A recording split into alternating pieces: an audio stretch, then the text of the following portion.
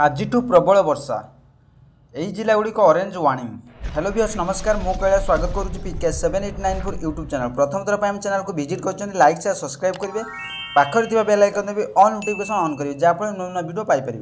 आजिठू प्रबल वर्षा नहीं सोमवार 16 जिला को येलो वार्निंग जारी।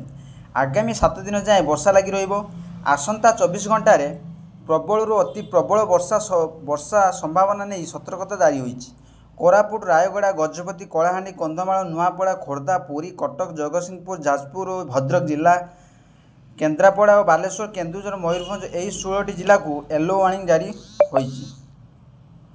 अवशिष्ट 14 जिले में बिजुली घड़घड़ी सह हालुकारु मध्यम धरण वर्षा नहीं येलो वार्निंग जारी करिछि पाणीपाग विभाग। यही सब जिले में 40 ରୁ 50 किलोमीटर झटका पवन बहिबार संभावना रही बेले पाणीपाग विभाग सूचना देते। आसंता 27 तारिख बेलू पश्चिम केन्द्रीय और तार पार्श्ववर्ती उत्तर बंगोपसागर में एक लघुचाप क्षेत्र सृष्टि होबार संभावना रही आकलन करिछि पाणीपाग विभाग।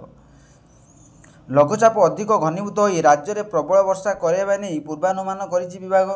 प्रभाव में 27 तारिख ରୁ 30 तारिख जाए राज्यर भारी वर्षार संभावना रही। यही वर्षा मौसुमी अग्रसर आहरी सक्रिय कर सक्रिय रहिले ओडिशा रे मौसुमी आगमन नहीं स्थिति अनुकूल रहिबो। आशा करी वीडियो भल लगे लाइक शेयर सब्सक्राइब करेंगे, बेल आइकन